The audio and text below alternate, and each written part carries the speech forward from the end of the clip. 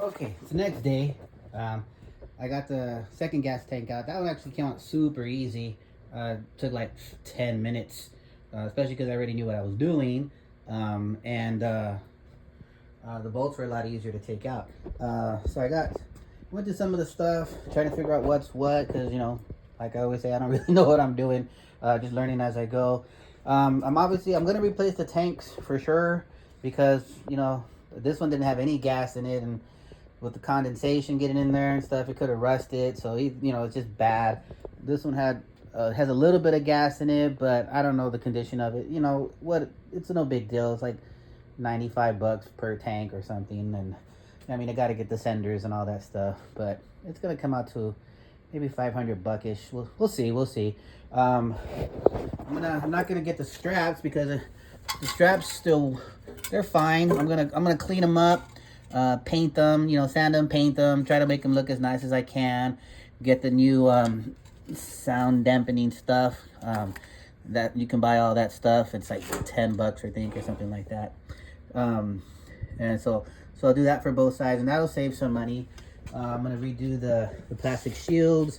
I got them labeled. I'll sand them up, clean them up, sand them up, paint them up, and let's get them looking as good as I can. I did some research to try to find out, what this thing was. I know for anybody who's watching this, I don't know if anybody's gonna watch this, but if any does watch it, they'll be like, dude, that's obviously your fuel valve.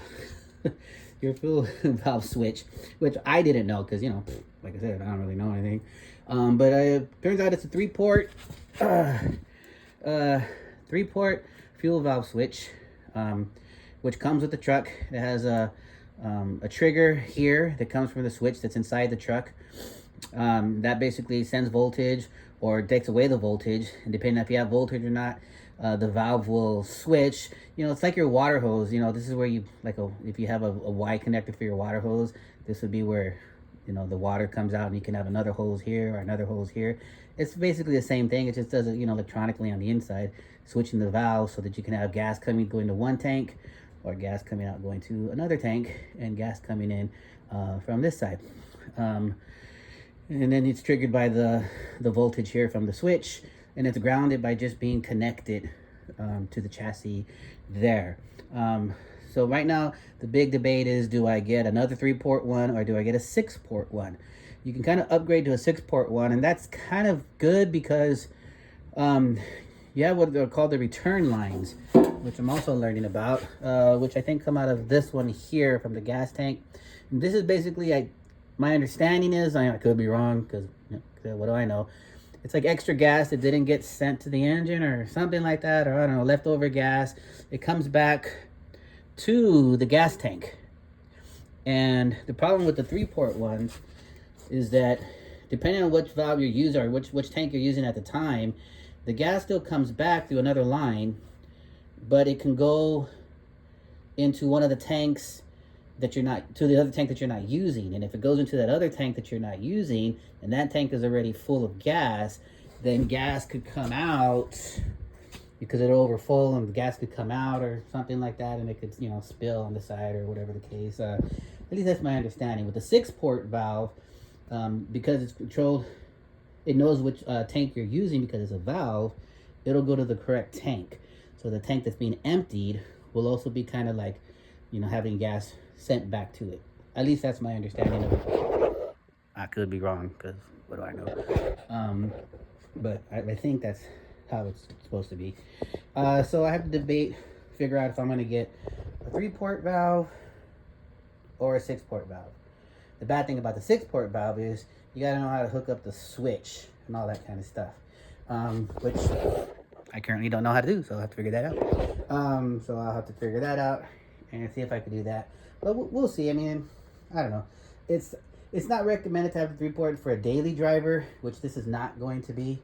Going to be my weekend driver. But, and people drove it with the 3-port valve for a long time. But there's a reason they invented the 6-port valve too. So, but anywho, so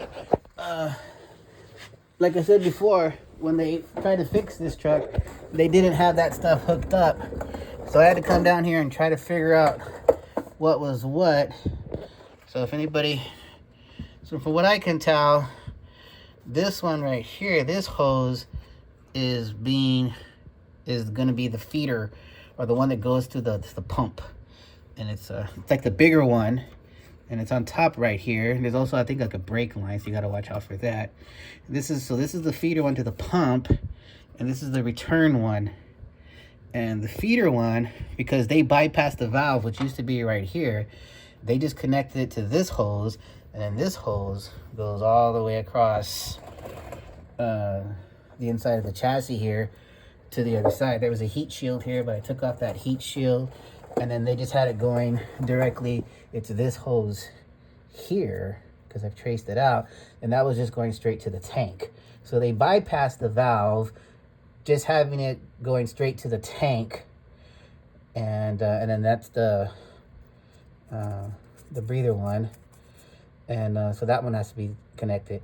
But in my truck, I don't know if they did it or what, but it's all just rubber hoses, and I think it's supposed to be metal parts, or metal, like the metal tubing. So I did see that kind of stuff is available for purchasing, so I'm gonna purchase those and probably take all these out. So what I'm doing right now is, I see that they're held on by these little clamps in the back. It's kind of hard to see, but there's these bolts holding on these little clamps, these clamps here, and that's holding up all the hoses. So I'm gonna take all those out so that I can take the hoses out, so that I could put in the new piping.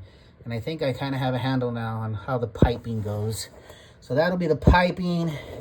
And then each tank has a ground wire. This ground wire just goes attached to the tank. And on the other side right here, it's attached to the chassis, just right there. Same thing on the other side. So that's just the ground wire. And then I think this is like for the gauge or something, so that it knows how much fuel is in there. I have it taped off because, it's electronic part. I just want to keep all the dust out. Before I connect it, I'll throw in some cleaner in there. I'm going to clean up all these wires and stuff anyway, so maybe even replace them. We'll see. But anyways, so I think that's for the gauge. I think that's obviously, that's ground. And then we have our back feed one and the filler one, or the fuel pump one. And then if you're using the 3-port one, you have to use this little T connection right here, so that it knows, so that you can send gas back to this tank or gas back to that tank. And that's what that's for. At least that's my understanding. Once again, I could be wrong. I hope I'm not. And just whatever valve I do decide to get will be mounted there. And then I got to wire it. The 3-port one only comes with one wire, which is around here somewhere. Oh, here it is. Oh, a little tape came off, dang. So that's the 3-port, the stock 3-port one. It just has 1 voltage trigger wire that goes there. So I have to figure out how to use that if I decide to get the 6-port one, which probably isn't hard for you pros, but I got to figure out the wiring. Anyway, so that's the whole other thing, and that has to do with the switch that goes on the inside of the truck in the cab. Okay, and then the big tube, this one goes to the this one goes to the fuel pump, which is over there. And some of the instructions I saw say that you should also put a fuel filter before the valve. So I need to do more research about that. So I don't know. I mean, if the hose is coming out here, do I put a fuel filter here and somehow I'll try to mount it? Those are little things I got to figure out how to do, or even if I need to do. But we'll see. So that's where I'm at right now. It's been a lot of fun. It's only been a couple of days because, I got to go to work and all that. But yeah, we're coming along. Shopping list is growing, and we'll get all these parts up, and we will try to get all that stuff installed and ready to go soon. A lot of fun. Wish me luck. Bye.